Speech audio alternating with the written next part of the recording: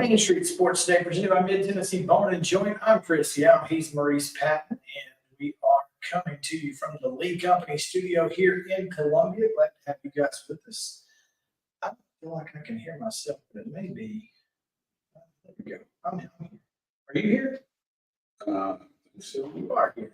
So Man, let me know if I'm not, so I can actually not be here. that's what I thought, Justin. I thought that might be the case. Now, welcome in to Main Street Sports Day presented by Mid-Tennessee Bone and Joint. That's what we needed to know, and we are good to go now. All right. What a great show we have lined up for you on this Top 5 Tuesday.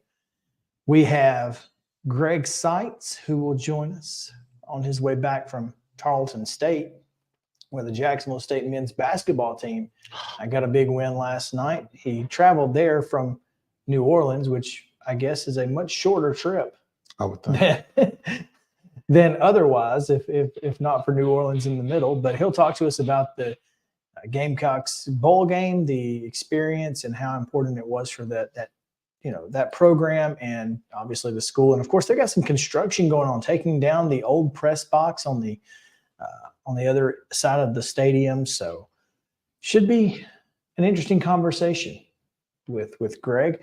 Looking forward to it. We're also going to talk with Chip Walters. I guess today is Conference USA Day. seems so. As Middle Tennessee State voice. I called him, what do I have him in here as? I have him in here as the Burv. The Burv. Or the Brave, I guess. Burv. BRV, the Blue Raider voice. So we're trying some different acronyms here. See if we can come up with something that works. The voice of the Blue Raiders doesn't really work, but maybe Blue Raider voice works. Well, that's his Gmail account. Yeah. Is blueraidervoice@gmail.com in case you need to email Chip about yeah. Well, about I'm sure he's gonna choose Chip. Listen, he don't care if you're emailing him, he's gonna send you a Christmas card. Because he wants you, in case you're looking for a home, to choose Chip. So he don't care what email's out there, just as long as you choose Chip. I guess that is a good point. Any publicity is good publicity. There you go. So we'll talk to him. We'll talk with Terry McCormick, of course, about the Titans. All of that coming up. We have a lot to get to today, Mo. It's going to be a really, really tight show with all of the things that need to be talked about. So let's dive on in. That's my bad. What? That's my fault. Don't do it again. Yeah. Well, I'm trying to get us on Facebook still. I don't know what's going on there, but I'm going to get us up there. Mm-hmm. And so what I'm going to ask you to do is do the rundown until I get it. All right. Then. And so we'll get you the rundown. This is the rundown. All right. Now jump in at will, Chris. Girls basketball action from Monday night. Clay County defeated Richland 53-46. Columbia Academy down the Tennessee Heat 75-39. It was Eagleville 63, Cornersville 42. Nolansville with a 59-33 win over Dixon County. Ensworth defeated Sycamore 47-44. FC Boyd down Franklin Road Christian 55-50. That sounds like a good one. Green Hill defeated Independence 55-36. It was Greenbrier 62, Joe Burns 29. Franklin with a 49-33 win over Laverne. Loretto defeated Mars Hill out of Alabama 48-39. Is there a Mars Hill Bible and a Mars Hill, or does Mars Hill refer to the Bible school? That's correct. Okay. All right. Also down at Loretto, Summertown defeated Deshler, Alabama 67-46. Harpeth Hall 47, Linwood, California 42. It was Mount Pleasant 63, Frank Hughes 25, as Addison Workman scored her 1,000th career point in that one. Congratulations, Mater. Shelbyville with a 43-36 win over Siegel. On the boys' side, Chelsea, Alabama defeated Page 48-42. Richland went on the road, picked up a 58-25 win over Clay County. Columbia Academy edged Tennessee Heat 67-63. It was Westview 56, Creekwood 54. Wayne County with a 65-41 win over Culleoka. at Collinwood. DeKalb County defeated Watertown 58-40. It was Giles County 74, Forest 43. Independence with a 57-54 win at Green Hill. Greenbrier defeated Joe Burns 82-57. Laverne down Franklin 56-49. Middle Tennessee Christian 68. Nashville Central Christians 33. Mount Pleasant 67, Frank Hughes 46, Nolensville 66, Dixon County 62, Providence Christian with a 70-45 win over Riverdale. Siegel defeated Shelbyville 68-40, Summit down Fairview 59-52, and it was White House 68, Trousdale County 61. College football action yesterday in a dramatic come-from-behind fashion. Conference USA's Western Kentucky down Sunbelt Conference's Old Dominion 34-31. What a game it was. It was 28-0 ODU at one point. It was, in fact. And did not end that way after 6 third-string quarterback from Western came in and put it on them. So who is in the portal. Oh, that's amazing. Caden somebody, he's in the portal. That is amazing. And I guess he was putting out one final piece of tape. It might be his only piece of tape at Western Kentucky. Well, if he was third string, that may very well be, and that might be why he's in the portal. He might not be anymore after leading the comeback over Old Dominion. Hey, let me talk to you. Maybe we were wrong. Let me talk to you. Yeah. Let me holler at you right quick. Yeah. Oh, sit down, pimpin'. Let Daddy holler at you. In the NFL last night, the Seahawks 20, Eagles 17. In the NBA, Grizzlies fall one more time before the return of Ja Morant, 116-97 at Thunder of Oklahoma City. Tonight's doubleheaders in high school basketball. Eagles at Community at 6 o'clock. Giles County welcomes Harriman. Houston County's at Harpeth Kip. Nashville is at John Overton. McEwen at home against Santa Fe. And Springfield is at White House Heritage. Follow Mo Patton for updates from McEwen tonight, I believe. Assuming there's that, that's a strong assumption on your part there, big boy. That girls basketball only at 4 o'clock. Franklin plays Collinwood. I'm not sure where that is. Oh, this is at Loretto. I thought it was at Collinwood. No, this is at the Loretto Girls Christmas Classic. The boys are at Collinwood. Exactly. Franklin Collinwood, 4 o'clock, followed by Mars Hill Bible and Summertown at 5:30. Capped at 7 by the host Lady Mustangs and Moore County. Tomorrow's girls basketball action at 9 o'clock. Ravenwood is playing Ezel Harding. Don't ask us where. We don't know. Also at 9 o'clock, Green Hill and Watertown are playing.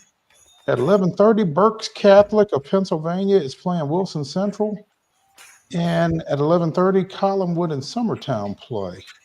I think that's in Loretto again. 12 noon, Brentwood Academy and Columbia Central play at Lipscomb Academy. At 1 o'clock, Kirkwood is at Clarksville Academy. Boys only games today. Richland and Macon County are playing at 3. Tennessee Heat plays York Institute at 5. Collinwood and Culleoka play at 6 at Wayne County. Nashville Central Christian plays at Donaldson Christian at 7:30. Also, Ezel Harding is at Lancaster at 7:30. Wednesday morning, Smith County and Nashville Christian play at 10:30. Clarksville Academy and Ravenwood play at 10:30. At 11:30, it's Tennessee Heat and Brentwood. And at 11:30, Knowledge Academies and Franklin play. Again, not sure where. Men's basketball action this evening. Tennessee State goes to Terre Haute, taking on the Sycamores of Indiana State. That's a 6 o'clock start. You can see it on ESPN+.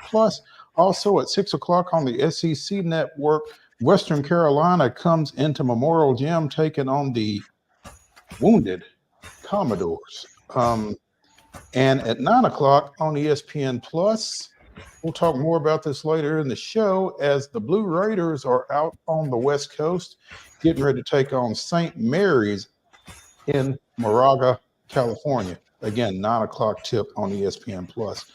Women's basketball today, 5:30 Central Time, 6:30 Eastern Time, which is where this game is being played. The Lady Terriers step into the basketball facility on the campus of the University of Tennessee to take on the Lady Vols. And Whatever it may be called. when I'm over it. College football action, 8 o'clock tonight on ESPN. Texas San Antonio, the Roadrunners taking on Marshall, the Thundering Herd, in a battle of former Conference USA members. And in the association, yay, John's back. Grizzlies at New Orleans, 6:30 on TNT, 7 o'clock on Valley Sports South tonight. The Predators go for their 5th straight win as the Vancouver Canucks come into Bridgestone Arena. Again, that's 7 o'clock on Valley Sports South, and that is your rundown.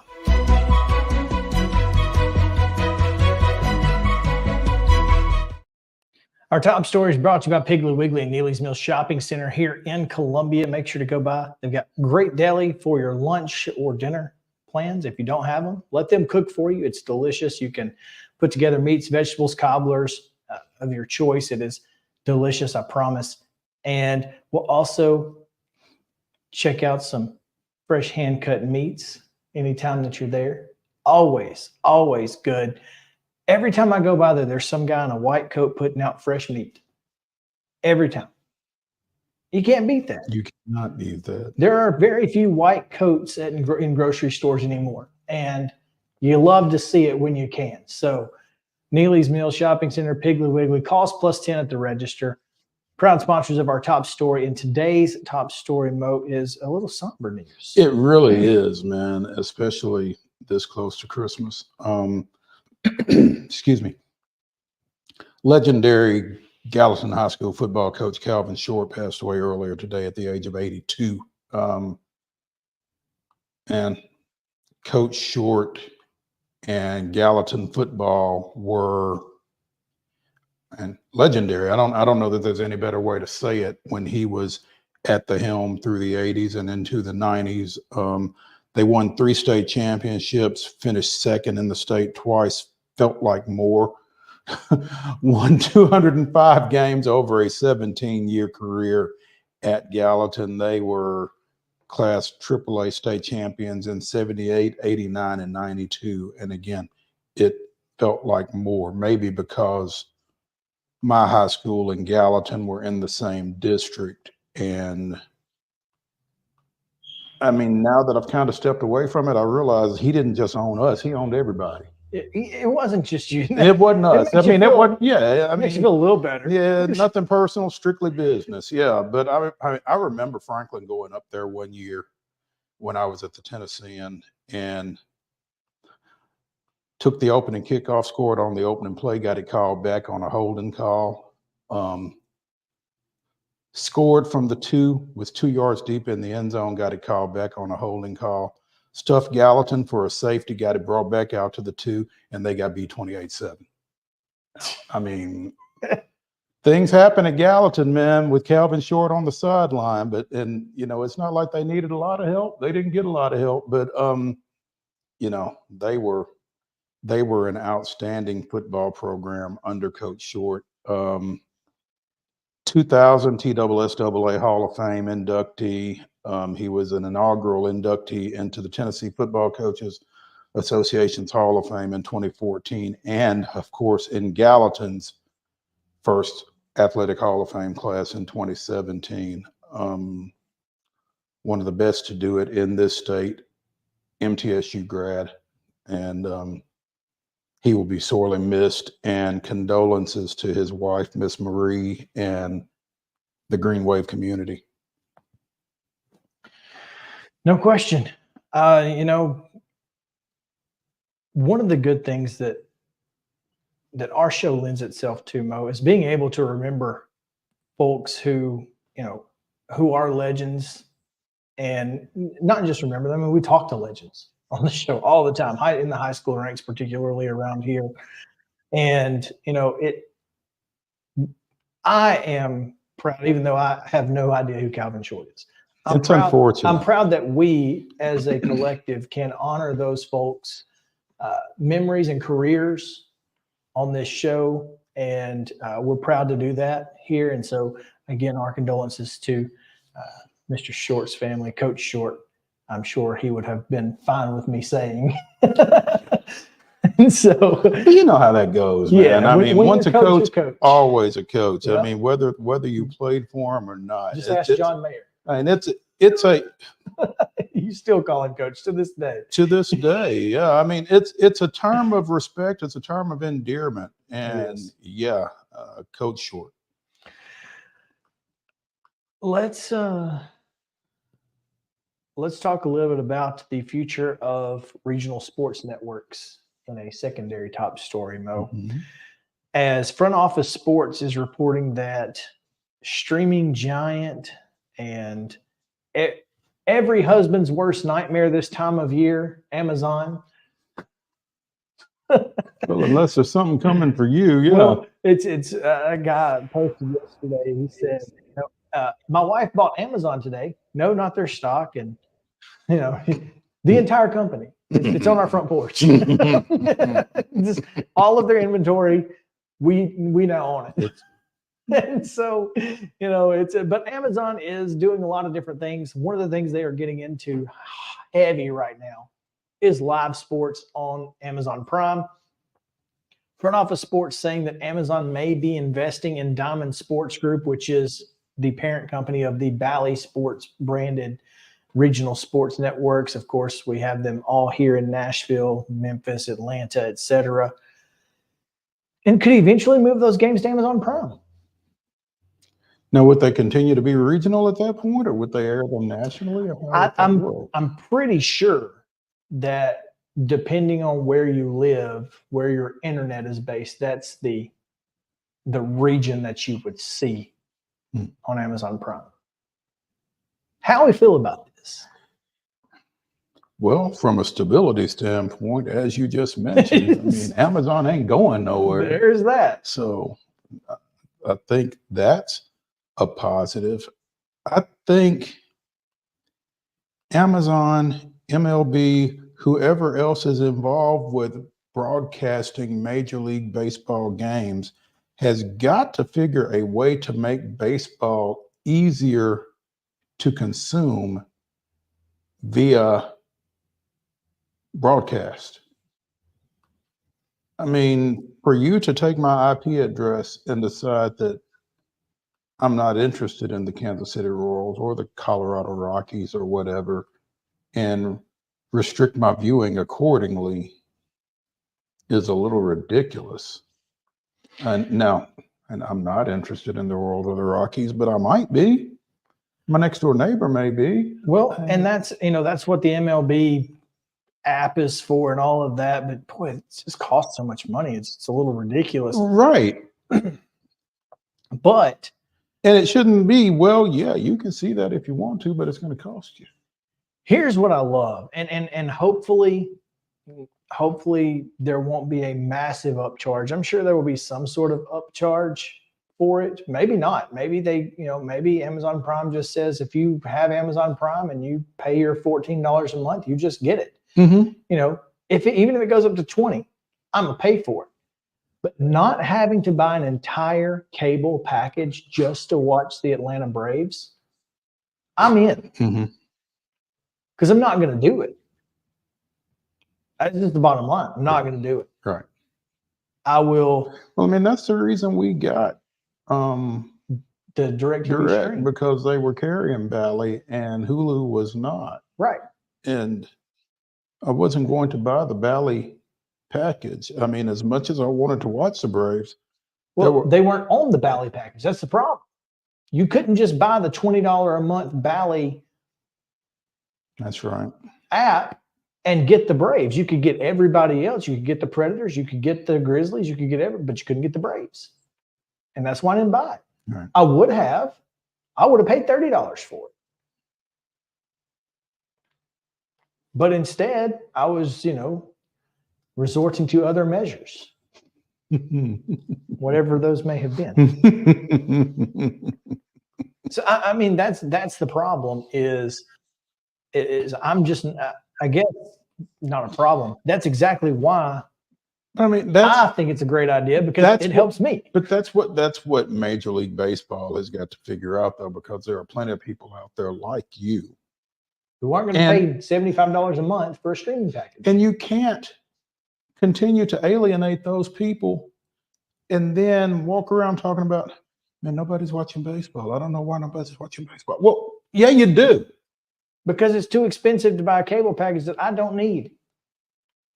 I already have Peacock and Paramount Plus and Disney and Hulu, and I don't need a full cable package. All of the things that I want to watch are on those streaming services. And you should be as well. And if you're, I'm not going to pay $75 whole dollars for one channel. Right. I'm not going to do it. But if I'm on Amazon Prime, I think this is the easiest way to reach the most amount of people. Mm-hmm. And most everybody has Amazon Prime. I mean, they just do. And Amazon is smart because the biggest jump in subscriptions that they saw was the first Thursday night game. I mean, people weren't going to miss their Thursday night football. Live sports brings in subscriptions better than anything else because it's the only thing that you can't watch later. And live sports is the hardest thing to watch later. It just is. Mm-hmm. Now, before the internet and before you get notifications on your phone, I mean, I knew 2 plays before every score on Sunday. Yeah. What was going to happen because I keep getting notifications on my phone and I'm like, I keep forgetting to mute it. But if you forget to mute it or something like that, you can't go back and watch it. Who wants, I mean, you know. Well, even if, you know, if you're just following along on Twitter or whatever, just minding your own business even and watching the game, stuff's popping up. And yeah, the delay as it is bothersome, let alone going back and watching it later. That's right. It's just frustrating. So you're not going to do that. Live sports is something that people will tune into, and they have to tune in right then, or it's going to get spoiled some way. Mm-hmm. There's almost nothing you can do outside of completely being unplugged to not find out what the final score is before you watch it. Sure. It just isn't a possibility. So anyway, all right. Well, now that we've fixed Major League Baseball broadcast issues, let's see what Chip Kelly and Will Wade had to say about fixing college sports. We'll do that on the other side of the break. Stick around here on Main Street Sports Day, presented by Mid-Tennessee Bone and Joint. We'll be right back after this.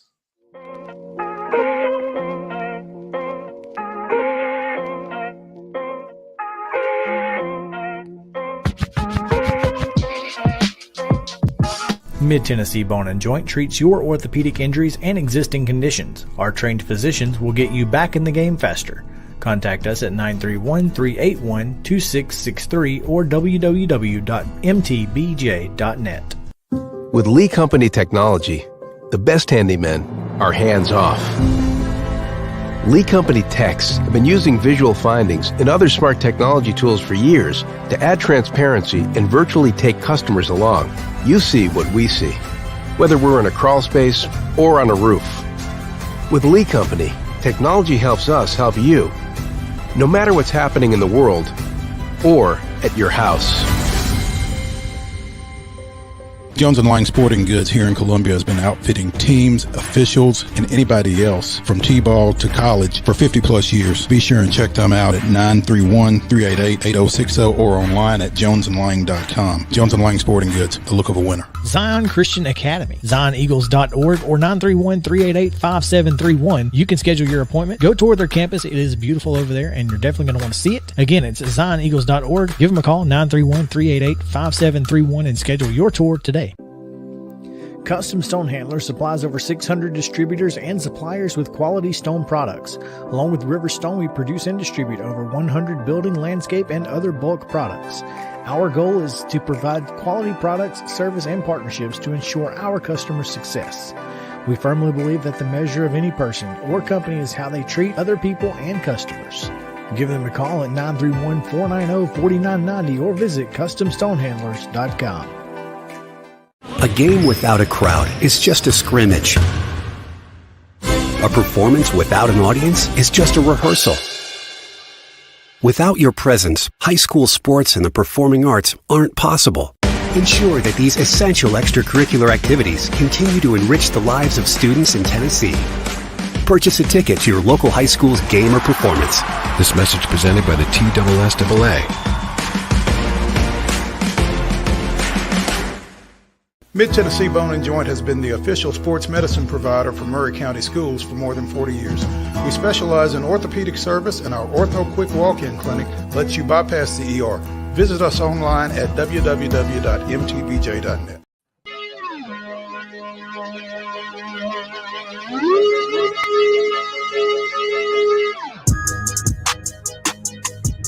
Welcome back in Main Street Sports Today, presented by Mid-Tennessee Bone and Joint. Like I said, we're going to talk a little bit about fixing college sports. I don't really have a whole lot of ideas, but Chip Kelly and Will Wade do. So let's see what Chip Kelly said about splitting FBS and FBS levels. And the NCAA has to govern so many schools. You know, I started off my coaching career at Johns Hopkins University in Baltimore, an unbelievable school, great Division III school, plays in the national playoffs, and but they have the same rules that we have. They're in Division III, and we're in a Power 5. There's a difference between UCLA and Johns Hopkins, and now both really good medical schools, but a little different on the football field. And I think they try to do it for the whole, and I understand that, but you have to understand, even in our sport is different at Division II, Division III, Division I than the other sports. So why can't we break away? Oh, it's different. You know, Pat. Yeah. I mean, so why can't we break away? And why aren't we independent? And the fact that that everybody does everything together, the realignment thing just blows my mind. Like, football is going to go play in the Big Ten. Why do the rest of our teams have to go play in the Big Ten? You know, there's so many traditions. As I said, our softball team is off the charts. They're unbelievable. They've won multiple national championships. They have a historic rivalry with Arizona. And now they're not going to play Arizona anymore because football left. Like, that just doesn't make sense. And when things don't make sense, that's when I say something, but I don't have all the answers. And I just threw that out there. You know, I drive to work every morning really early, and I think about a lot of things, and that's where that came from when I was thinking about it. So that wasn't the right video, but so basically what he's saying is, or what he said is, you have to take institutions as what they are. When you've got institutions like UCLA, the fifth toughest institution to get into in the country, and I'm not saying that UCLA shouldn't be in the Power 5, but you have to split the college rankings. You have to split it in order to pay players what they deserve. Because the fact is that major college football and major college basketball bring in a lot more money than any other sport for their athletes, for the athletic programs. So paying them their worth would only be easy to do in the event that you could classify them in a different way by splitting college sports. And I just don't, I think it's probably, I think he's right. I don't think it's possible. Does that make sense? Mm-hmm. And I don't know that he's right, honestly. I mean, I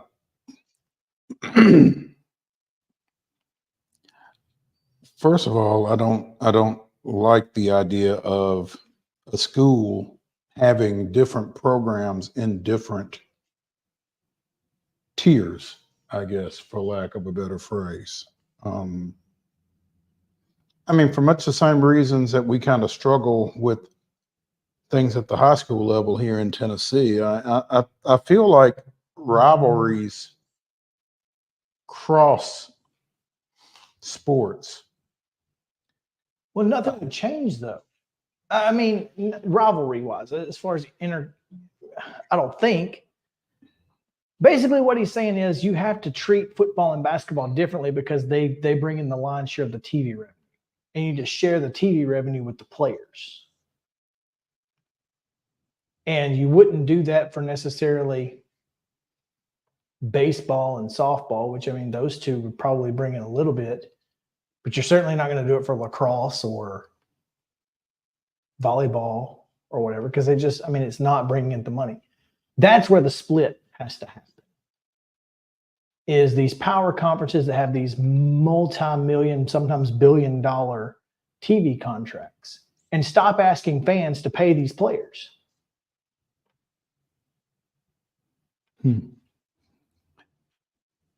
I mean, it's a paradigm shift, and I'm not sure that I'm able to wrap my head around it, to be honest. So I don't know.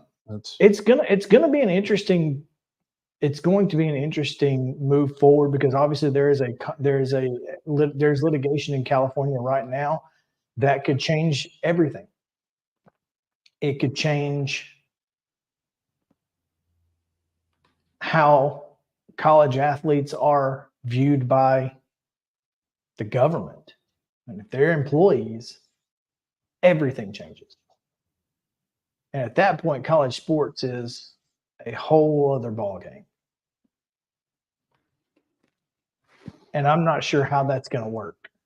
Because, again, if they're employees, how do you pay football players and volleyball players equally or equitably? You know? You're going to get into the same situation that the women's national team and the WNBA have been dealing with. Yep, and you are a Title IX suit waiting to happen. Well, if they're employees, is Title IX does it even matter anymore?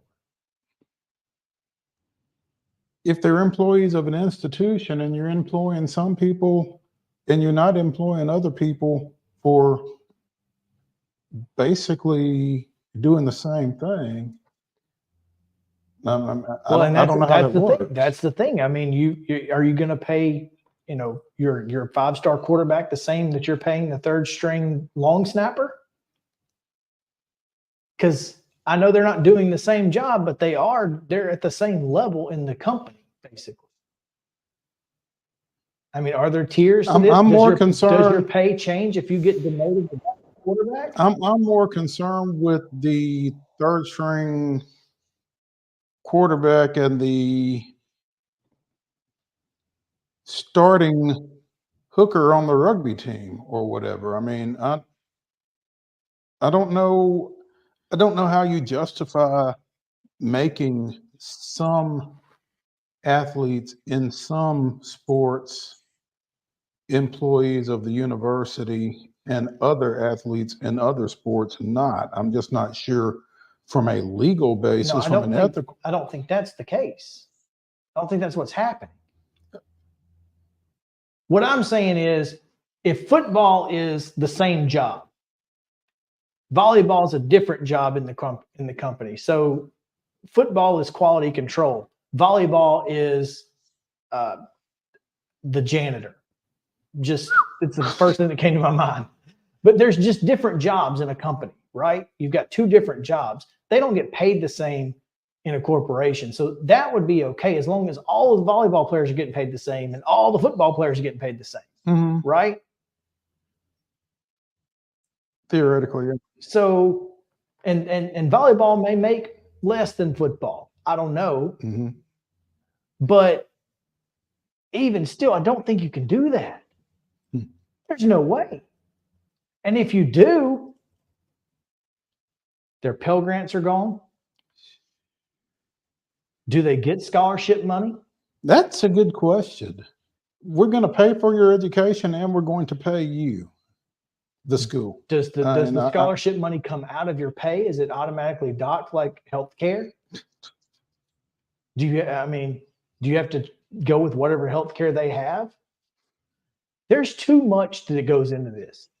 This is an insane depth conversation that there are going to be so many unintended consequences of this thing. That's a big thing. I think there's going to be a lot of, oh, really? We didn't know. We didn't think about that. That's going to be an overused phrase. It's going to be the new fluid situation. Yeah. So anyway, let's go to Will Wade. Yeah, let's. He's got some things to say. And I got some things to say about what he had to say. There's a strong legal argument that these kids should not lose eligibility. And it goes to court, the kids will not lose eligibility. I've been, you never know anything for 100% sure. But this thing, December 27th, the NCAA is toast anyway. They're going to get beat again on the 27th. So it's a moot point. They're getting beat again. And they'll get, however, legally, a lot of what the NCAA does is just flat illegal. I've learned that through all my stuff, through all this stuff. Like it doesn't. There's a reason they're trying to get antitrust exemption from Congress. And so, I mean, they just need to blow the whole thing up and come back with a new model, and they need to collective bargain with the players. It's the only way they can make this thing work. And until they do that, they're just going to get smacked in court. I mean, they're just going to get smacked, because it's in any other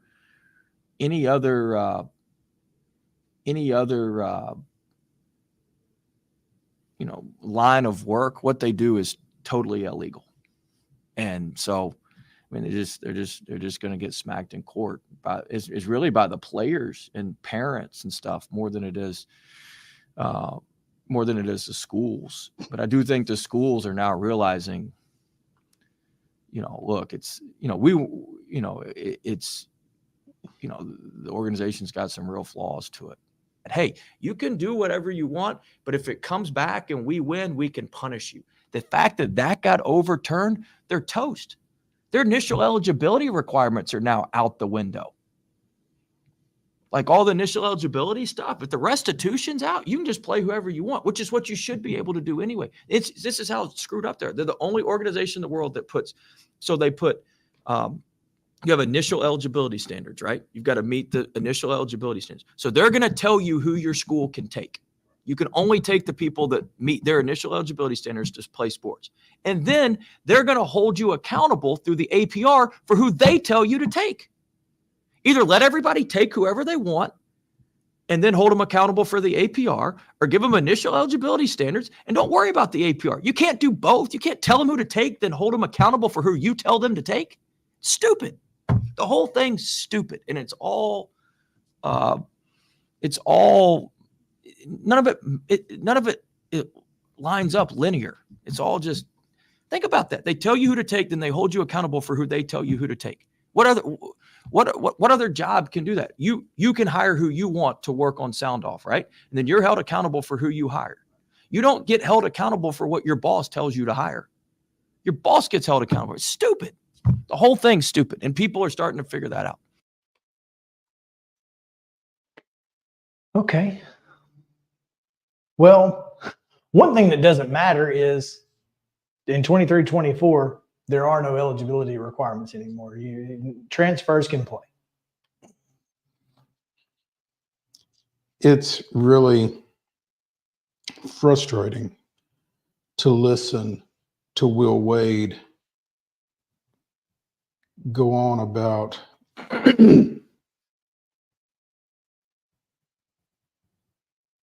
incoming eligibility. I assume he's referring to academic. 2.75 or whatever, 2.5.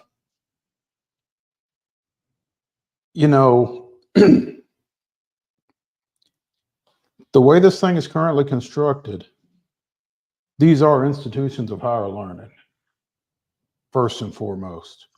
Now, whatever the business structure is, it is what it is. But these kids are supposed to be bettering themselves academically, educationally, in addition to playing whatever sport it is that they're playing. So they have minimum standards that they have to reach academically. And the APR, they have to be making reasonable progress toward a degree. And he's saying that if you're going to tell us who we can take, then let us take who we can take and then leave it alone.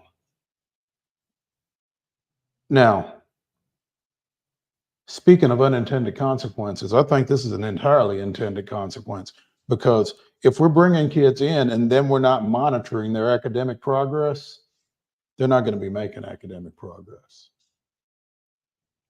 Many of them will not. Absolutely.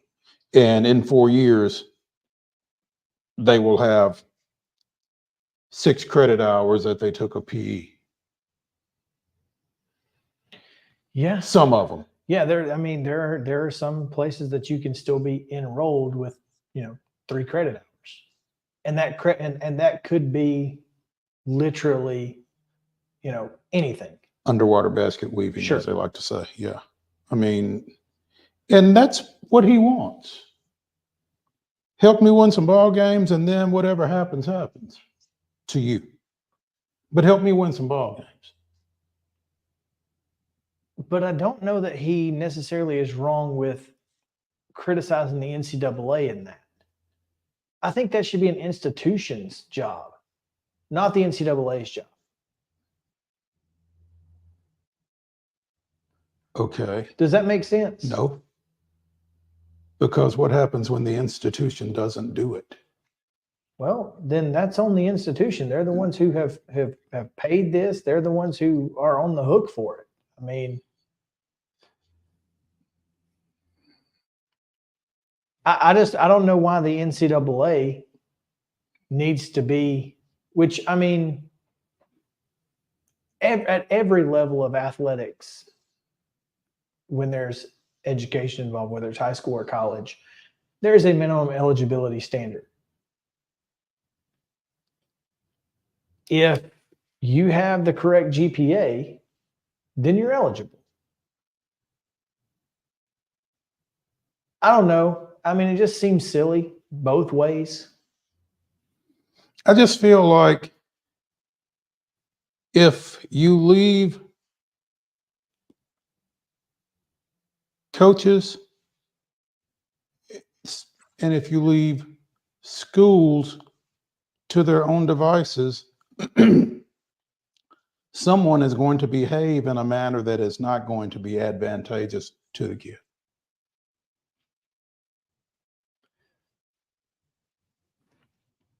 And so, And the kid ultimately is the one that gets screwed with no recourse. by not taking responsibility for themselves because they're a kid. Look, we could talk about their adults at 18, whatever. Kids need structure, even when they're in college. Trust me. Especially when they're in I know, college. right? I think as a student athlete, I think you're exactly right. You've got to force them to also be studious, to be the Student first. athlete. Right. Absolutely. I think you're exactly right. And yeah, I mean, you're probably right. If there are going to be some schools and some coaches who would just assume You need to skip that class and come to practice. or whatever. Yeah.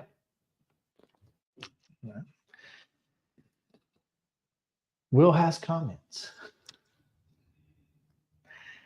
Let's take a break. When we come back, Greg SEITZ joins us. Speaking of student athletes and whatnot, the athletics director at Jacksonville State will be with us right after this on Main Street Sports Today. Y'all stick around.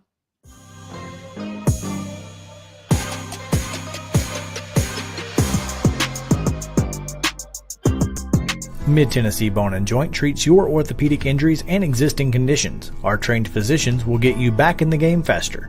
Contact us at 931-381-2663 or www.mtbj.net.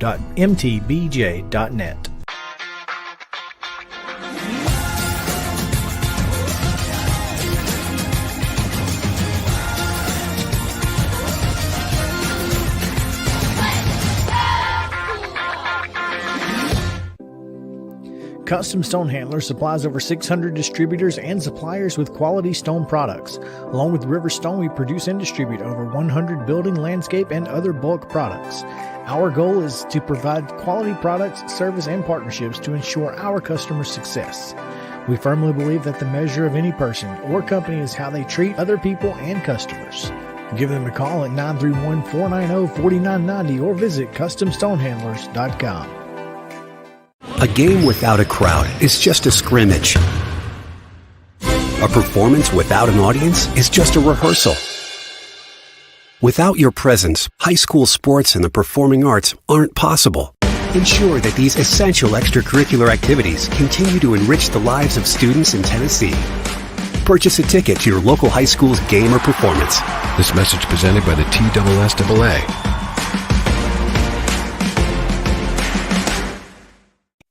With Lee Company technology, the best handymen are hands-off.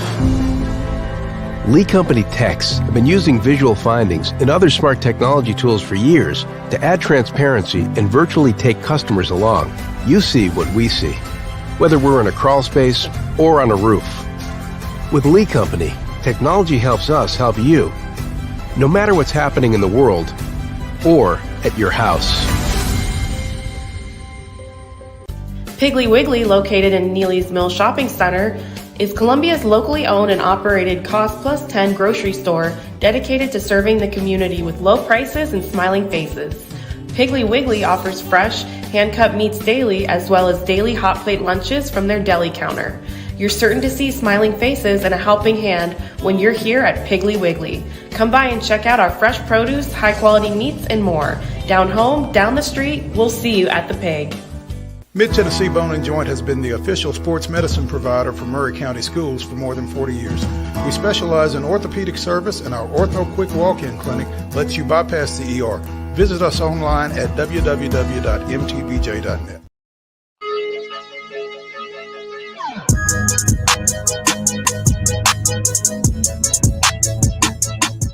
Welcome back in Main Street Sports Today, presented by Mid-Tennessee Bone and Joint. Chris Young, Mo Patton here on this Top 5 Tuesday. Top 5 worst Christmas songs.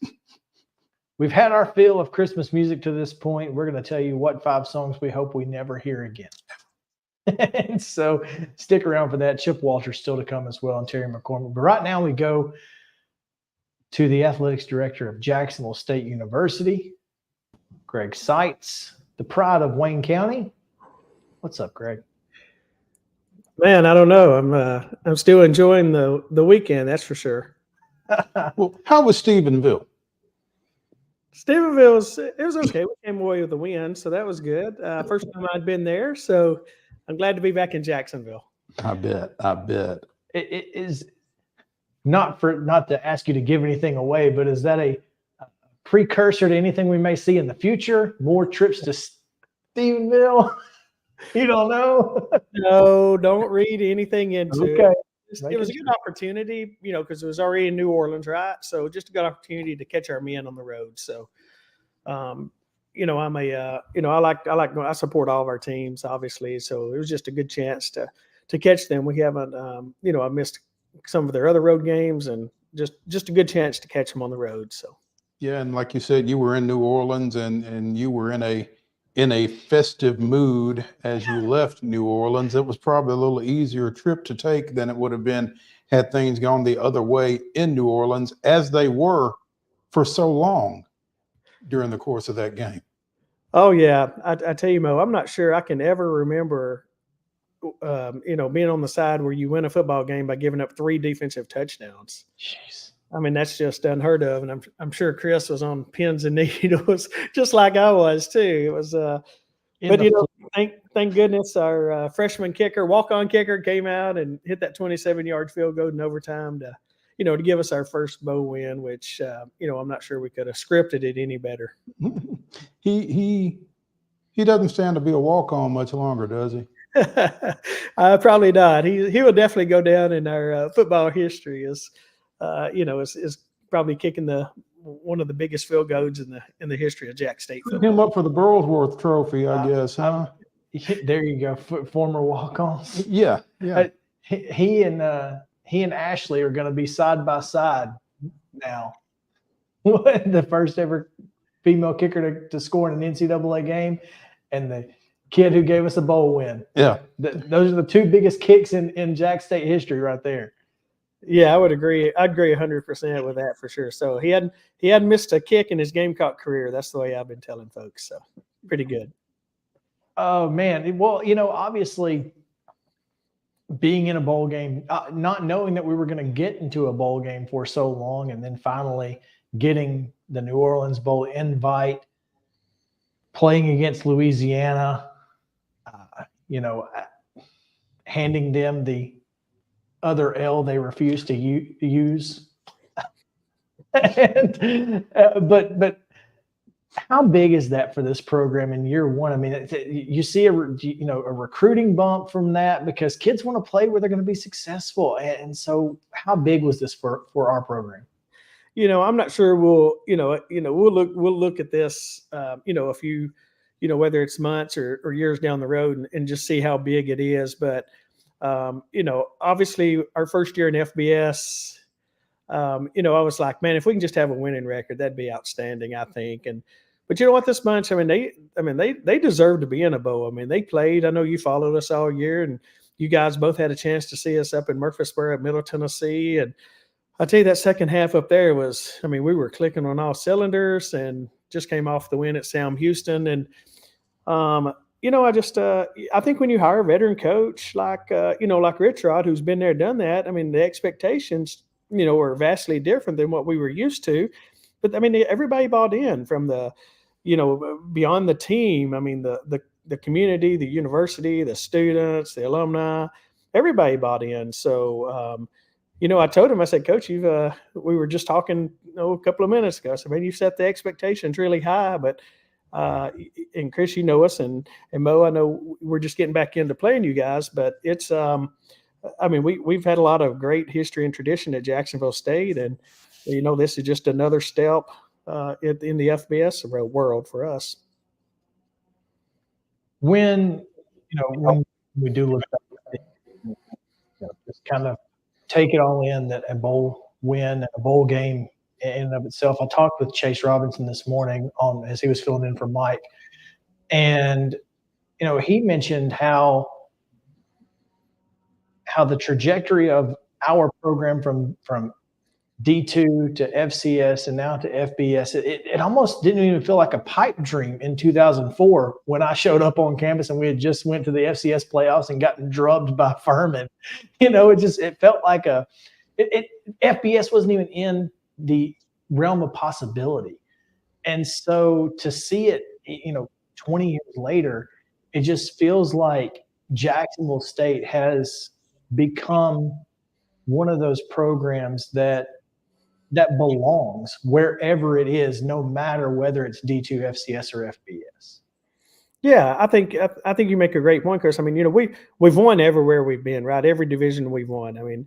All the way back from our NAIA days till we made the move to Division II, and then up to FCS. It took us a little longer once we made that transition from Division II, coming off the national championship in '92, until quite honestly, till about 2003 when we joined the OVC and we won back-to-back championships there.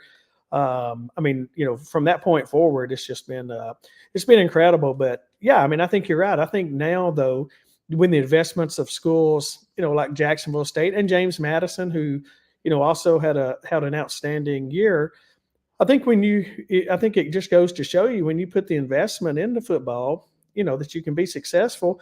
And, the margin, is really small, between, some of the other group of 5 schools. And I think we were able to come in. I think by winning that first game against UTEP, it just gave our kids confidence right off the bat. People were like, hey, we can play at this level. And, and here we are, we end up with 9 wins in our first year. And we were 9-2 last year and 9-4 this year. So I think it's just a testament to, what Coach Rich Rod and his staff has been able to do. And to your point, I feel like that, I think we've got about 18, 19 NLIs out tomorrow. So we'll see how many of those come in. But, Rich Rod, he's recruiting nationally. So it's, it's not really anymore in the Southeast.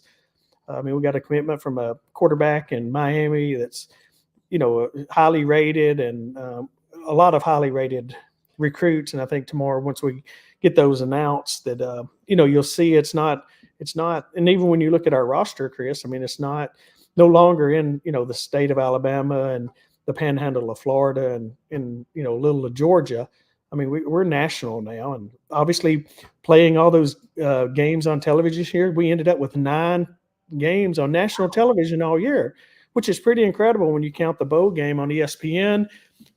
You have to give the hats off to Conference USA for kind of thinking outside the box, and let's play in those midweek games. From our standpoint and vantage point, I thought it was a huge success. Greg SEITZ, Athletics Director at Jacksonville State University and Waynesboro, Tennessee native, joining us here on Main Street Sports Today, presented by Mid-Tennessee Bone and Joint. I remembered. Greg, when you said a second ago, we've won everywhere we've been, and that's something that kind of resonated with me as you recount y'all's journey in NAIA D2, 1AA/FCS, and now FBS. Doesn't that speak to some degree, and I'm not asking you to break your arm patting yourself on the back necessarily, but that has to speak to some degree to the leadership at Jacksonville State University from a standpoint of knowing when you guys were ready and having everything in place to be ready to take that step and being able to do so successfully. Yeah, and I appreciate it. And I'm in my 31st year at Jacksonville State, so I've seen some pretty bad days through the early years from the Division II to FCS. I mean, we had in '97. I mean, we were 1-10 and stuff. But I tell you what, I think that helped me.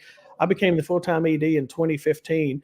I think what helped me is being there during that transition and saying, okay, what can we do better this time? And so, I think that was very helpful, but it certainly starts with our board of trustees who, are very, very supportive. And then our President Killingsworth, and, myself, I feel like we're all pulling in the exact same direction. And so, I'm not going to come and ask for things that, that are unattainable. I mean, we try and prioritize as a department wise of, hey, what can we do to get better? And, they've always been great. When we come up, we're getting ready to open a new 52,000 square foot football operations building in the end zone. Hopefully you'll be able to come down and see that next year. And when we finish all of our construction, I mean, we're going to end up with 51 suites. So we have a great vision, I feel like, but also our board trustees and stuff, when we come to them with a plan, we also have a plan from the administration side in the department saying, hey, here's how we can help fund this. And this will make us better.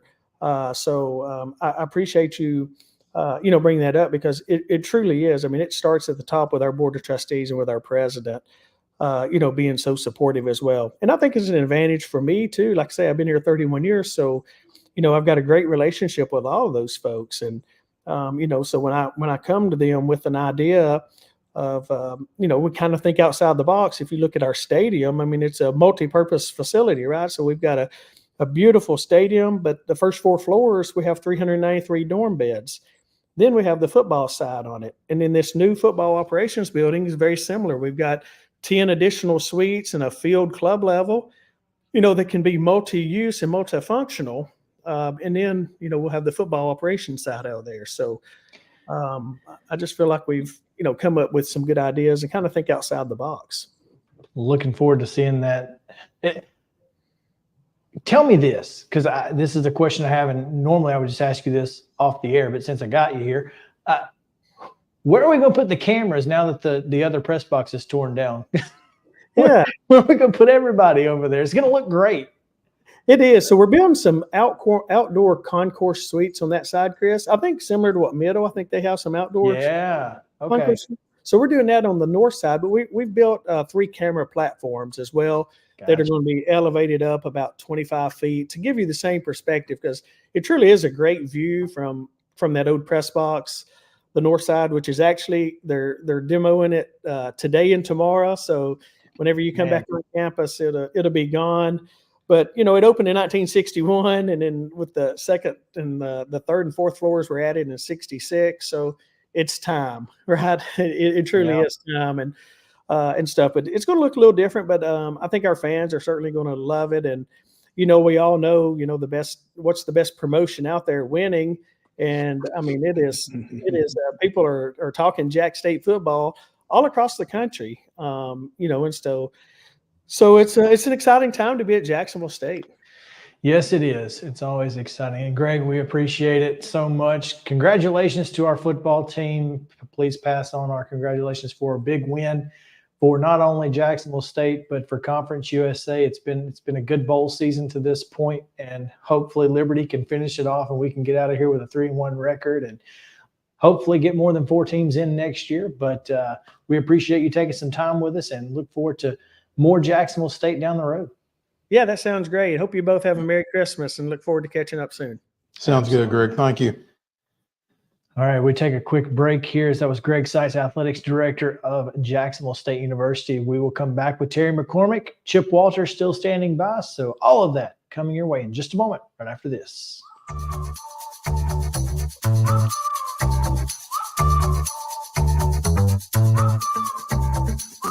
He shoots and he scores!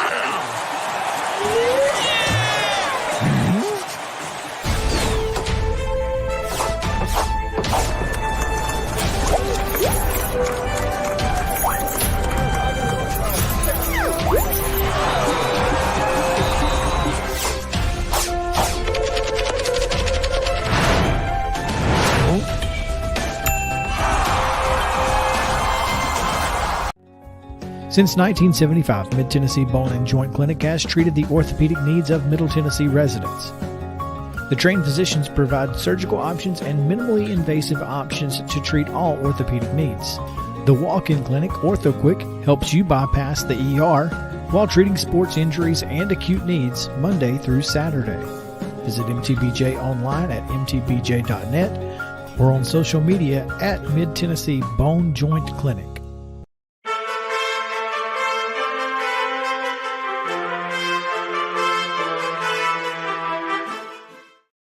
Hey, welcome back in. Time now for our daily Titans update from Terry McCormick. Terry, what have you got for us? Well, guys, a day off for the Titans. You may have seen it after my segment yesterday, but Teair Tart claimed off waivers by the Houston Texans. And that's interesting because the Titans and Texans have a rematch on New Year's Eve. So Teair Tart going to get a little bit of chance at revenge against his former team. So we'll see, what his attitude and his take on the whole thing is when he gets a chance to play against the Titans. Because that's what the Texans needed, more help on the defensive line. Yeah, no kidding. I mean, Tart, that's his forte. That's what he does, is stop the run. And, I think he had something like 6 tackles for loss this year among his 21 tackles. So, certainly when motivated and when he has the right attitude, he can be an impact player. And I think I can't imagine him being much more motivated than he will be to take on the Titans when they come down to Houston in 2 weeks.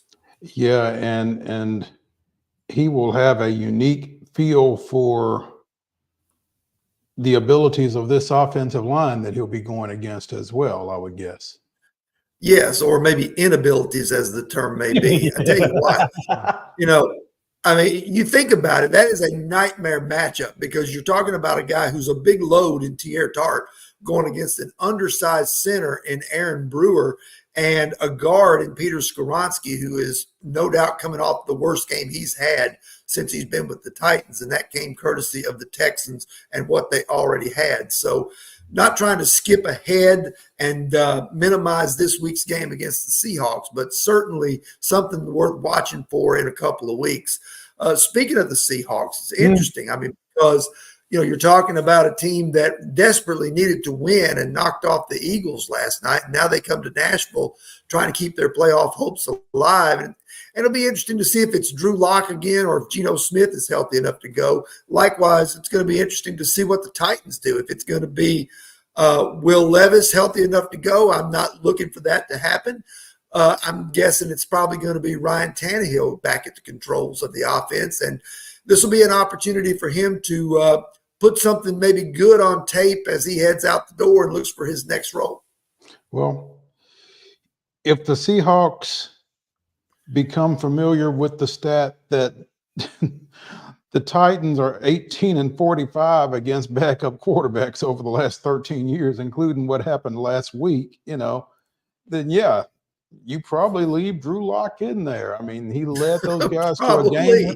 He led those guys to a game-winning touchdown drive with what, 23 seconds left. I mean, and he just something like that. And dropped a dime for the game winner. I mean, I didn't expect it, but I mean, the thing with the Titans and backup quarterbacks, I don't have an explanation for how that happens. I mean, I honestly don't. Do you guys have any explanation as to why that could happen? Why this team is so bad when a quarterback change is made and either mid-game a guy comes in like Gardner Minshew did in the first Colts game up in Indianapolis when they seemingly had things under control against Anthony Richardson, the starter, or when it's just a guy who hadn't thrown a pass in 2 years and Case Keenum comes up and just mops the floor with you. I don't understand that. I can tell you, and it's simple. And this is not a Mike Vrabel thing. This goes all the way back to the late 90s. I remember once they lost a game in which Craig Krenzel was under center for the Bears.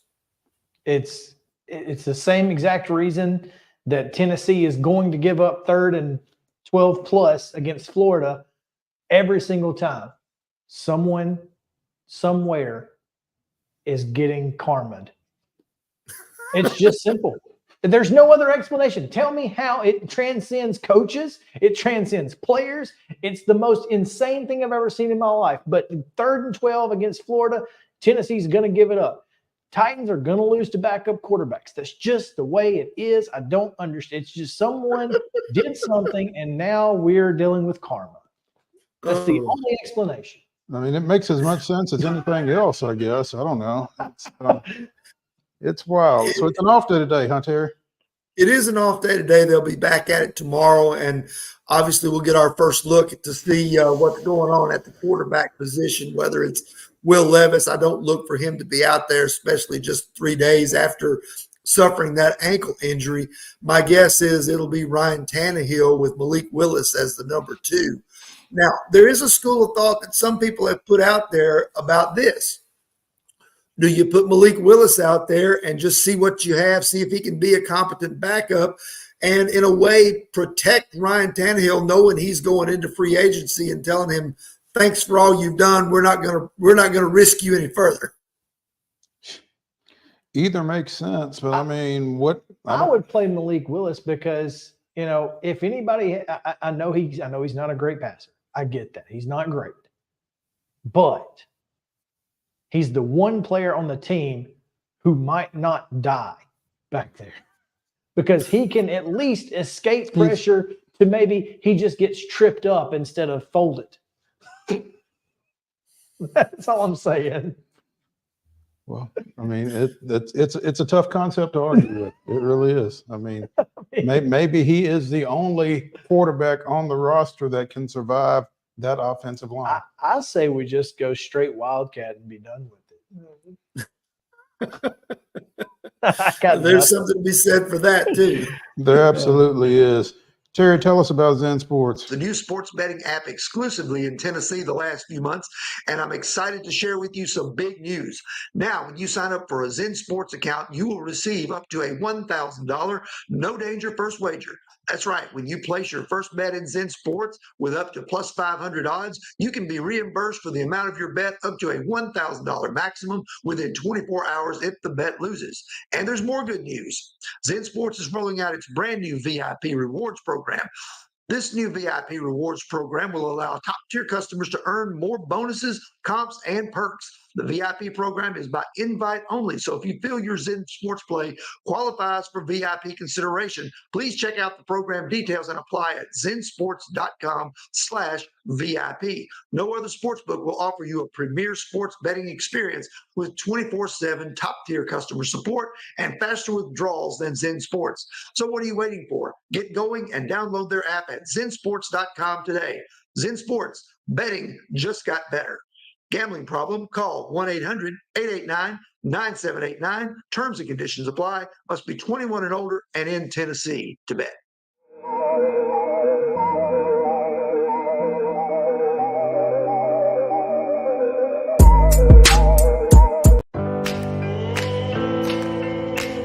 Smiles.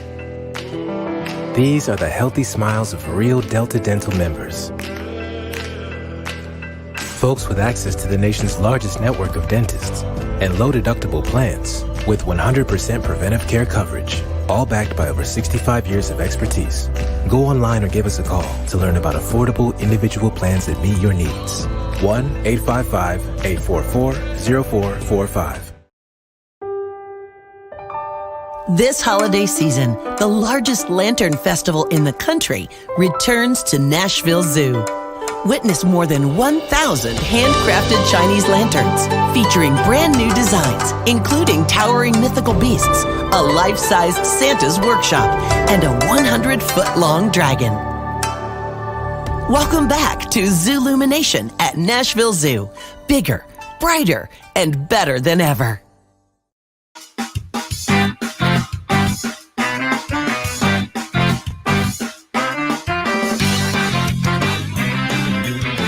Welcome back in Main Street Sports Day, presented by Mid-Tennessee Bone and Joint. Chris Yao, Mo Patton, and it is Tuesday, Top 5 Tuesday, Top 5 Worst Christmas Songs.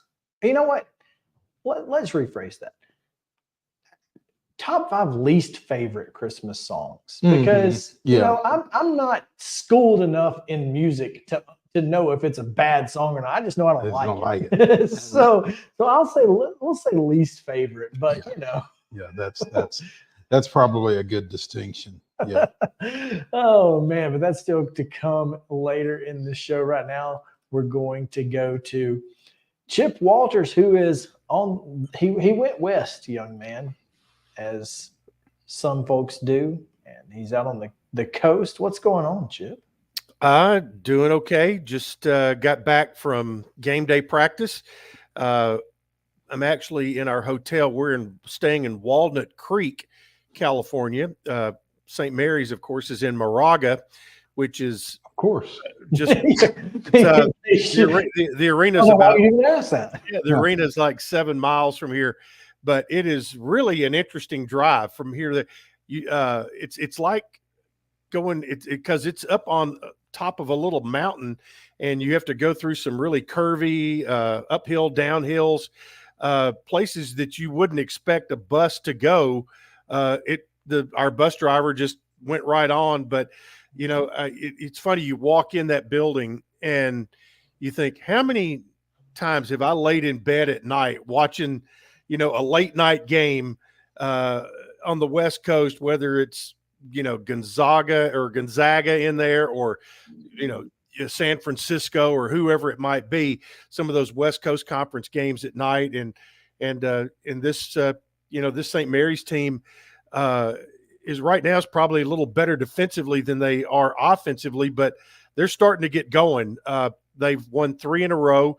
They're 6-5, Middle's 5-6. So, you know, Blue Raiders, you know, coming off a loss to Belmont and have had 10 days to try to work, you know, get better and work some things out and realize that Cam Weston's not going to be walking up that ramp tonight. And so they'll have their hands full tonight against a St. Mary's team that has won 3 in a row, including giving Colorado State their first loss and also coming off a double overtime win against UNLV. Chip, you said you were in Walnut Creek, and the first thing I thought about was the Walnut Creek Crawdads of the California Collegiate League in baseball. Okay.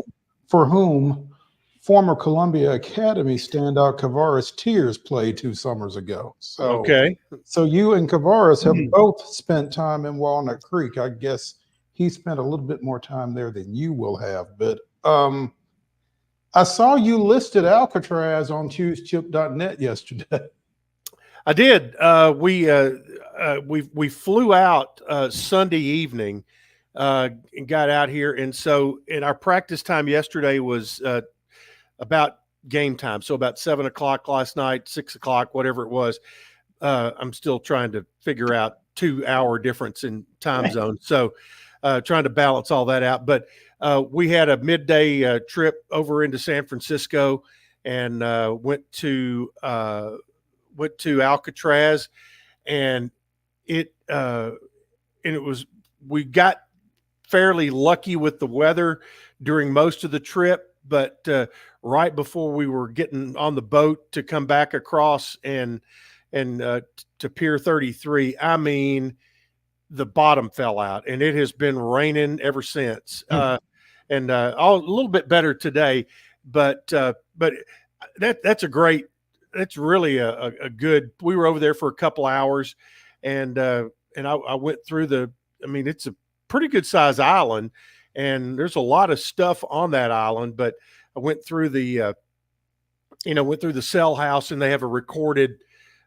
tour which you get to a certain point, you hit the start button, and it takes you right through there, which was really very well done. But there were times when I hit pause and I was looking out there at the lighthouse, and I'm thinking, that's where Sean Connery and Nicolas Cage were kind of juggling the stuff that you didn't want to get on you, in the movie. But a lot of the stuff that you saw in the movie, The Rock is right there, and I was asking some of the guys coming back yesterday. I said, what do you think the worst part would be? And they would kind of give me their ideas, and I told them, I said, I think the worst part, other than obviously being in prison, would be that you walk out in the prison yard and you look and you can see San Francisco right there, but you can't get to it. And they were talking about how, like on New Year's Eve, if the wind was right, you could hear New Year's Eve parties from San Francisco out on the island. So it was, I can understand why if somebody tried to get out of there, it would be awfully hard to get somewhere. Wow. And I will say this, and the guys, I mean, this is a really interesting group because they take it all in. They are really interested and pay attention and all that. And I saw that with this group when we went to Italy, and they've become really kind of savvy travelers, and that's fun to be around a group like that. Yeah, and it's great when you can give that experience. Yeah, exactly. To some folks at that age in particular. So, kudos to Nick McDevitt and the coaching staff for recognizing that and being able to put those guys in those positions to have, life experiences, not just athletic experiences. Yeah, they're getting a great college experience for sure, and they're soaking it in and taking advantage of it, which is good. It's fantastic. Chip Walters, the Blue Raider voice, joining us here on Main Street Sports today, presented by Mid Tennessee Bone and Joint. Chip, there is a press conference apparently scheduled for tomorrow afternoon that you will miss. Unless I can get on it by Zoom. Well, you can get on it by Zoom. So yeah, I meant in person, but yes, in person, yeah. But yes, it will be available via Zoom. But in which newly named football coach Derek Mason will be discussing his December period signing class, and it sounds like that class is likely to be tinged with some local names. It does appear that way, and I talked to Mark Owens a little bit ago, and just to get a feel, because the last 48 hours, it appears there is, from my perspective and the way it showed up on my social media, it's been a real flurry of commitments, and whether it was high school kids or a handful of portal kids right now. I've even seen a couple of, pretty interesting junior college guys, obviously one that has local ties. Mm-hmm. So, I think they have really hit the ground running, and for Coach Mason, I think he has to be given kudos to the way he has treated the remaining staff, at least what you see from the outside. And also, I think you have to give those guys a lot of credit because their futures are all uncertain. And the ones who are still around that have been out on the recruiting trail, they have lived up to their obligations of going out and selling the program, selling the university, and selling the vision of what Coach Mason has looking forward. So it's my understanding that the signing class tomorrow will be somewhere between 20 and 25, and have a mixture, as we've mentioned, between high school, portal, JUCOs. So I think it's going to be an interesting group, and also it'll be interesting to get a feel from him tomorrow on what will need to be done before the February signing period, because this is going to be the largest turnover of a roster at middle, probably in the 109 years of football. So that at least since World War II, when they stopped playing for a couple of years. So I would say you may have as many as 35 to 40 new names on the roster by the time you kick it off against Tennessee Tech in August. But that'll be a question that'll be for Coach Mason. But they've been very, to me, it seems that the bullet points of the message that he was given, he is living those out in that, as you mentioned, you're seeing local kids' names up there. You're also seeing a pretty transparent communication with the fan base by way of social media. And so it's I think, there's tone deafness in all of athletics, but I think that in this case, I think the message has been pretty clear, and so far it's been an exciting message to hear back from him. And when you mention that type turnover, that turnover is tough on broadcasters trying to learn names and players and positions, I would imagine, huh? Well, I'll have 9 months for that. So, I mean, so there's some of those guys I've seen go in that I, really, hate to see them go, because, you're going to have an almost completely rebuilt defense between graduation and the transfer portal. But, he is his ability that we know about from a defensive standpoint, that, he knows how to build a defense. And also Coach Stewart, the new defensive coordinator, has a big, long history of what he has been able to do from a defensive standpoint. So looking forward to meeting all those guys. I mean, I've been around Coach Mason so far about maybe a total of 60 seconds on 2 different occasions, but he's doing what he needs to do right now. And, but those guys are out beating the bushes, and we'll see some tangible results of that bush beating tomorrow when they announce the first part of this class that'll come in for 2024. Oh, I was just going to say, yeah, and one of the best things about this class is, you're seeing a lot of the recruiting going on, not only from Coach Mason, but boy, has he put together a staff. This staff is just insane. He's definitely got some names that are recognizable on a regional basis, if not on a national basis. Ryan Stewart, particularly national. Ryan Stewart, Kendall Simmons, 2-time Super Bowl winner. The defensive backs coach, Bryce Lewis. Yeah, I mean, and you knew that he was going to get some dudes on the defensive side of the ball in particular, because that's where he makes his bones anyway. But Chip, one other thing that we need to hit on probably before we let you get out of here, the tomorrow's press conference will be followed up by the final Lady Raiders contest pre-holiday as the Northern Kentucky Lady Norse. I'm guessing that's the case. Yeah. Norse women. Norse women. I would assume. I don't know. Northern Kentucky's women's basketball team will play at Murphy Center, 6:30 tip-off tomorrow, as Middle looks for its 10th win of the season.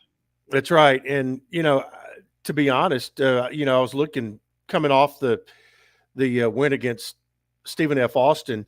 SFA won 27 games a year ago, and we were sitting here talking about that well, that's got a chance to be a, really good matchup between Conference USA and the WAC and Middle. It was a whack. Middle went out and whacked them on Sunday afternoon, and beat them by almost 25, and had a great game from Courtney Whitson and also Savannah Wheeler. Savannah had a pretty good weekend. She did. Graduated on the Murphy Center floor on Saturday and scored 25 on Sunday, and so congratulations to her. And Seems good. Yeah, and Courtney had a big day, and so they went out and just really took care of business on Sunday. And now I don't know a ton about Northern Kentucky, but Middle is kind of in a position right now worried about them. I was looking at something popped up on my social media the other day about it was women's power ratings, and I'm not sure who the originator of that was, but they projected their power ranking had Middle, the Lady Raiders, as the number one team in Conference USA right now. And then it also had a projection. Right now they're 9-3, and it projected their record at the end of the regular season. And their projection was that Middle would be 27-3. So they that power ranking had a lot of thinks awful highly of what Coach Insel and his staff have put together. And this is a lineup and a roster that is built, I think, to kind of take on all comers, because they have the ability to play small if they want, and obviously with Anastasia in the game at 6'5", they can go awfully big, and if they put both big girls in, they can be really big for segments of a game. So they've got some versatility, and I know they want to go into Christmas with on a high note for sure. Savannah Wheeler, as you mentioned, 25 points, 8 boards. Courtney Whitson, 14.7 rebounds in that 72-47. So it was a 25-point win for MTSU over the Lady Jacks. And as you mentioned, Anastasia and Iulia. Grabovskaya. Oh, okay. Sure. Yeah. Grab the sky. If you say so, yeah. She's tall enough to. She can really give you some problems when they are both in there together. Tamia Scott has really come along. Boy, has she ever. I mean, she's tough as nails. And the FIU transfer, Sifa Ineza. Yeah, she you talk about quick, and her prowess right now is on the defensive end. And she can. If you need some steals, put her in a ball game, because she's quick, and she can cut off passing lanes, has good instincts defensively, and that right now is her. That's what she's made her living on right now, is what she's done defensively. Chip, enjoy Moraga and enjoy Cedar City, Utah, which is where you are headed next for Friday's matchup before the holidays. And by the way, I do have a 5:40 a.m. flight out of Oakland in the morning. Would you like for me to give you guys a call just to make sure that it'll be 7:40 here? I know. So I'll be up. You can call. Okay, might not get an answer, right? Exactly. Now, Chris says he'll be up. I'll be up. I, on the other hand, will not. So, Okay.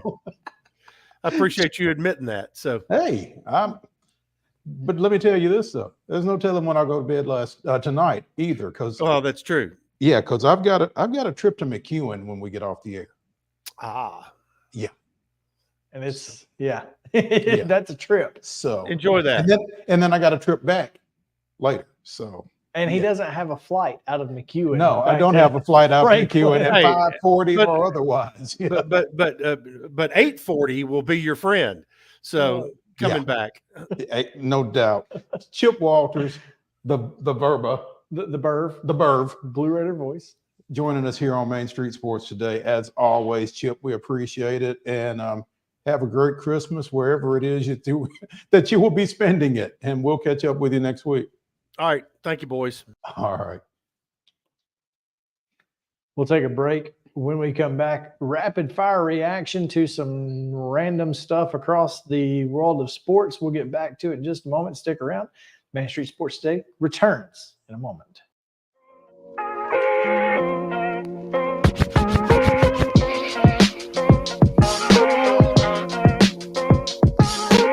Mid-Tennessee Bone and Joint treats your orthopedic injuries and existing conditions. Our trained physicians will get you back in the game faster.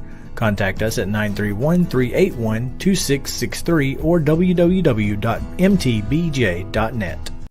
With Lee Company technology, the best handymen are hands-off.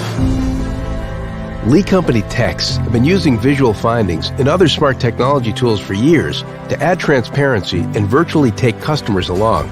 You see what we see, whether we're in a crawl space or on a roof. With Lee Company, technology helps us help you, no matter what's happening in the world or at your house. Jones & Lang Sporting Goods here in Columbia has been outfitting teams, officials, and anybody else from T-ball to college for 50 plus years. Be sure and check them out at 931-388-8060 or online at jonesandlang.com. Jones & Lang Sporting Goods, the look of a winner. Zion Christian Academy, zioneagles.org or 931-388-5731. You can schedule your appointment. Go tour their campus. It is beautiful over there, and you're definitely going to want to see it. Again, it's zioneagles.org. Give them a call, 931-388-5731, and schedule your tour today. Custom Stone Handler supplies over 600 distributors and suppliers with quality stone products. Along with River Stone, we produce and distribute over 100 building, landscape, and other bulk products. Our goal is to provide quality products, service, and partnerships to ensure our customers' success. We firmly believe that the measure of any person or company is how they treat other people and customers. Give them a call at 931-490-4990 or visit CustomStonehandlers.com.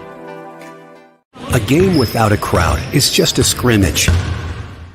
A performance without an audience is just a rehearsal. Without your presence, high school sports and the performing arts aren't possible.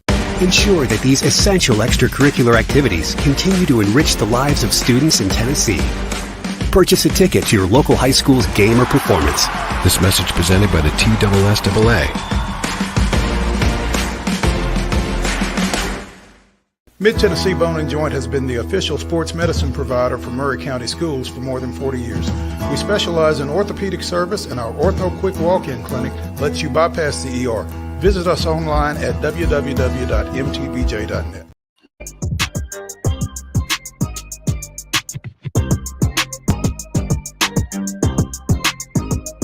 You know, Chris, as I was looking at the title card with Greg and Chip, we may need some pictures with sports jackets to kind of up our game. It's so funny that you say that, because when I made the title card this morning, I was like, we're the worst dressed people on this. Yeah, and that's probably not great. Yeah. It did cross my mind as soon as when I saw it this morning. I was like, wow, we look like slobs. Yeah, this is not ideal. Or we need to get pictures that don't make us look so bad. Something. Pictures of other people that don't make us look so bad.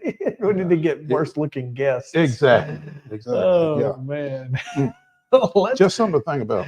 Let's hit some topics real quick before we get into Top 5 Tuesday. Number one, Brett McMurphy compiled some numbers from sportsmediawatch.com. Want to give plenty of credit where credit is due on this. Of what college football programs were the most watched college football teams in the country. Who do you think is the most watched team? The most watched college football team in the country this Per year? the Nielsen ratings. Some combination, and I'm going to cop out. Alabama, Texas, Michigan. They're all in the top 10. Top 5? Alabama is number 1. Okay. Notre Dame. Notre Dame is 10th. Really? Yeah. Wow. That surprised me too. Yeah. Okay, go ahead. Alabama number 1. Ohio State number 2. Okay. Colorado number 3. The prime effect. Georgia, Michigan. That's your top 5. Okay. Who's number 6?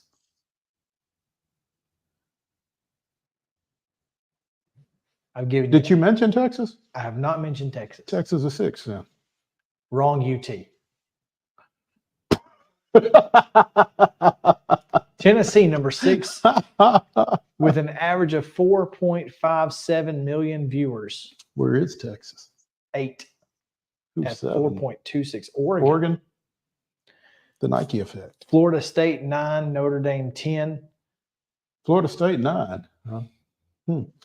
Maybe the committee should have known that. I think they did.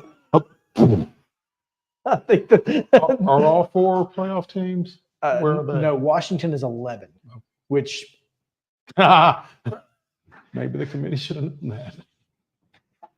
So there's that. I found it interesting, and just want to mention this, that Oregon State and Washington State, 28th and 30th of the top 32 teams. That's top half of the Pac-12. And so I feel like that's good for them.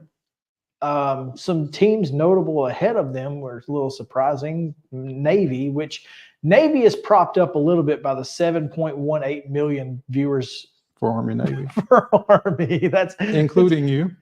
Yeah, I was among those.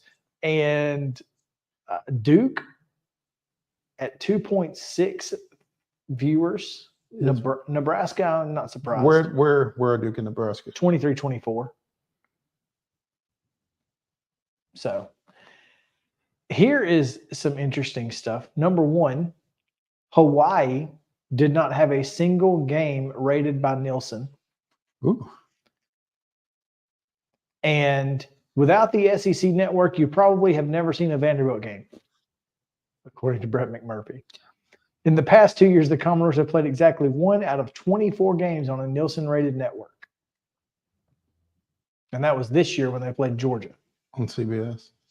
So Nielsen does not rate the SEC network. Oh, wow.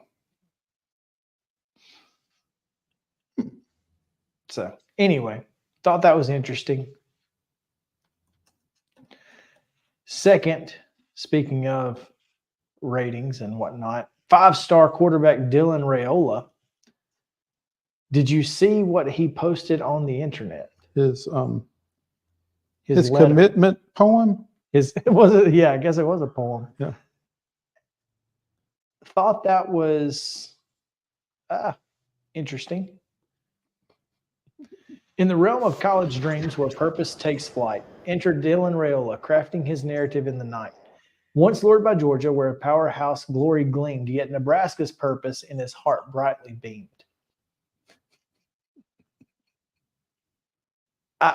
That's the first stanza. Yeah. In the scarlet and cream where legacies entwine, Dylan, like Rogers, Rozier, Crouch. Rozier. That's what I was trying to think. Yeah. And I was like, Rozier sounds right. Anyway, Mm-hmm. And Crouch, a hero in the line. So Dylan Raiola is the hero that Nebraska football needs, apparently. In the line of Rogers, Rozier, and Crouch. While wearing 15. He doesn't lack for confidence, does he? Each of those guys are Heisman winners, right? So okay. No longer a cog in some powerhouse machine, but a quarterback with even grander ambition unseen. So fellow fans await with hope in the air for Dylan to choose his purpose to declare in a weekend's decision destiny calls. To fulfill his purpose where a new destiny enthralls. Wearing number 15, he says, "Go Big Red," and he's headed to Nebraska. That's certainly a unique commitment announcement there. I guess it's better than with that being said. And respect my decision. And respect my decision. I do respect his talent, though, because I've never been able to write in rhyme like that. Yeah, that is a talent that I have, and I think the only reason is because I listen to so much music. You know what I mean? Mm-hmm. Like that's one of the things that I do. And I mean, the alliteration and rhyming, those are about the two things I have going for me. But it's impressive that he chose Nebraska. I mean, in a new Big Ten, the world, I'm sure that there's some NIL involvement there, but Nebraska getting a 5-star quarterback has got to be exactly what Matt Rule was hired to do. Well, getting a 5-star, flipping someone from the, I don't know if they are the 2-time defending champion any longer, but reigning 2-time champion. Can't defend it anymore. They cannot defend it, but they have won it the last 2 years. I mean, that's a pretty big flip, I would think. And yeah, that's certainly what they brought him there for. But getting him on the roster is just a start. You got to do something with him. Well, Matt Rule, I mean, to this point, his collegiate level, coaching at least has been solid, very good. So I expect big things out of Nebraska. This is going to be this is good. That Nebraska is one of those teams that college football is better when Nebraska is good. It's just more entertaining when those sold out crowds have something to cheer for. It's just been a while since they have been. No doubt. And that's why I would love to see it. I was going to say something and I forgot what it was. Darn. It'll come back to you. That's okay. We'll move on. We mentioned the NCAA suspending the transfer rule for all of 23-24. So baseball, softball, basketball. Everybody's eligible. And I guess if you transfer including football, apparently track/cross country runner Connor Henson from Columbia Academy, who has transferred from Tennessee to Ole Miss, per his dad's text earlier today. And so he'll be able to run him. I asked if Lane recruited him as well. Apparently everybody's headed to Oxford, baby. Yeah. The NIL money is flowing in Oxford, from football and all sports, cross country. Yeah. So that's an interesting ruling. I guess it also applies to football bowl games if you wanted it to. I guess that's interesting. And I don't know why you wouldn't, especially if you've got guys who need the reps. Okay, so let me ask you this: to fill holes of people who are opting out. Now, can you play in a bowl game and still be a red shirt? Yes, the bowl games do not count for red shirts at all. Period. So it doesn't count against your eligibility. No matter what. Yeah, bowl games have not counted. I think last year was the first year they didn't count toward. And you've got the 4-game thing. So if you didn't play at all during the season, even if it did count, you'd still only have one game because you transferred and didn't play. So this is an interesting situation that is happening, but I think it's much bigger for basketball and maybe baseball. It's going to be interesting. Mm-hmm. Mo, I know you love cruises. I know you love the Savannah Bananas. They now have a Savannah Banana cruise. Banana Land at sea. Okay. Is what you can find. That's interesting. Yeah, let me see if I can find. Here it is. They sail on October 14th. Out of Miami. You'll see a banana ball game at Lone Depot Park in Miami, home of the Miami Marlins. I don't know if it's in Miami or not. That's on October 12th. Then on Monday, you sell out. You'll sell and you'll meet and greet with the cast, trick play contestants, and there's karaoke available. On Tuesday, workouts and yoga with the players and autograph sessions. They've got pool parties, arts, crafts, panels, banana versus the party animals battle at sea. I don't know what that's going to be.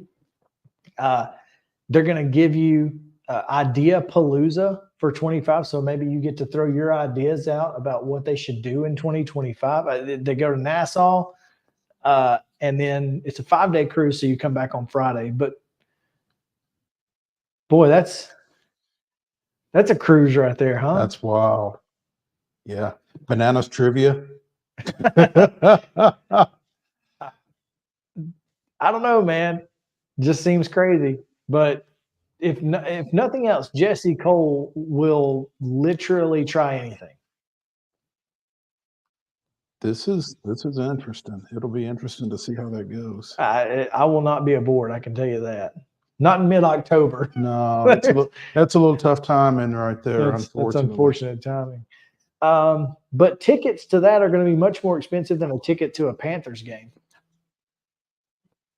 which you can get for as low as 45 cents. 45 cents. 45 cents.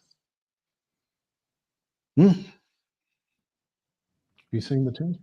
Yeah, I saw halftime. Did you see the halftime crowd? There might have been.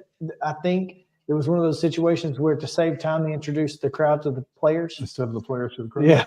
In the interest of time, we're gonna flip the script here. A little quick. It was a little quicker this way. Yeah. So I mean, it's rough right now, and I love that they are voting with their pocketbooks, I guess. There you go. And the confidence not there for ownership of the Carolina Panthers right now. But hey, 45 cents to see it. I mean, less than $5 you can get in.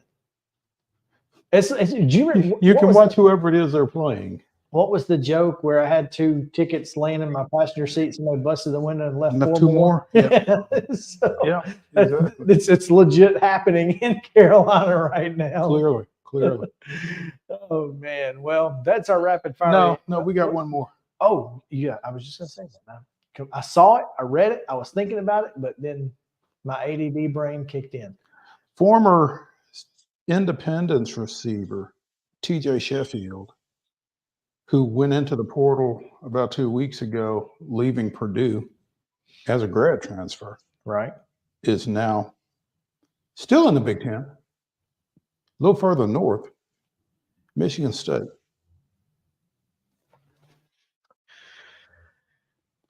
He must like being told. I guess he does. Well, I mean, I guess he's used to it now. So at this point, yeah.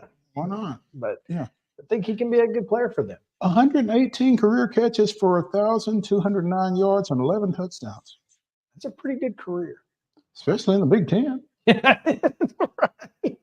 I'll be interested to see how the new offense brought over from Oregon State's coach, former quarterback himself, how that plays in Michigan State. So we'll see. They seem pretty excited to have him, looking at the responses from Michigan State fans. So that's great. Good for him.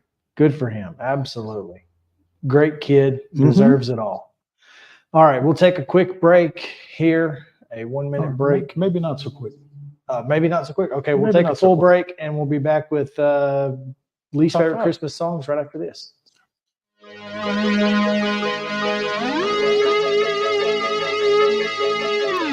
Mid-Tennessee Bone and Joint treats your orthopedic injuries and existing conditions. Our trained physicians will get you back in the game faster. Contact us at 931-381-2663 or www.mtbj.net. With Lee Company Technology, the best handymen are hands-off. Lee Company techs have been using visual findings and other smart technology tools for years to add transparency and virtually take customers along. You see what we see, whether we're in a crawl space or on a roof. With Lee Company, technology helps us help you, no matter what's happening in the world or at your house. Jones & Lang Sporting Goods here in Columbia has been outfitting teams, officials, and anybody else from T-ball to college for 50 plus years. Be sure and check them out at 931-388-8060 or online at jonesandlang.com. Jones & Lang Sporting Goods, the look of a winner. Zion Christian Academy, zioneagles.org or 931-388-5731. You can schedule your appointment. Go tour their campus. It is beautiful over there, and you're definitely going to want to see it. Again, it's zioneagles.org. Give them a call, 931-388-5731, and schedule your tour today. Custom Stone Handlers supplies over 600 distributors and suppliers with quality stone products. Along with River Stone, we produce and distribute over 100 building, landscape, and other bulk products. Our goal is to provide quality products, service, and partnerships to ensure our customers' success. We firmly believe that the measure of any person or company is how they treat other people and customers. Give them a call at 931-490-4990 or visit CustomStonehandlers.com. A game without a crowd is just a scrimmage. A performance without an audience is just a rehearsal. Without your presence, high school sports and the performing arts aren't possible. Ensure that these essential extracurricular activities continue to enrich the lives of students in Tennessee. Purchase a ticket to your local high school's game or performance. This message presented by the TSSAA. Mid-Tennessee Bone and Joint has been the official sports medicine provider for Murray County Schools for more than 40 years. We specialize in orthopedic service, and our Ortho Quick Walk-In Clinic lets you bypass the ER. Visit us online at www.mtbj.net.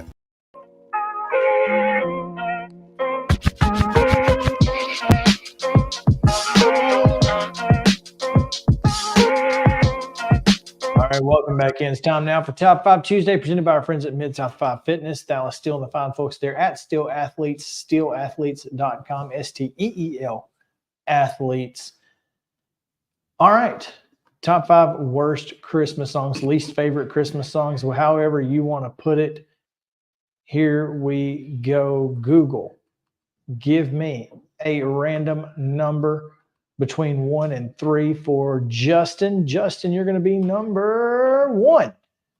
Mo, you'll be number 2. That makes me number 3 and 4. All right.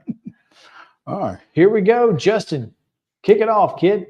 All right. I'm going to go with the number 1 or song I like least, right? There we go. Okay. I am going to go with Jingle Bells.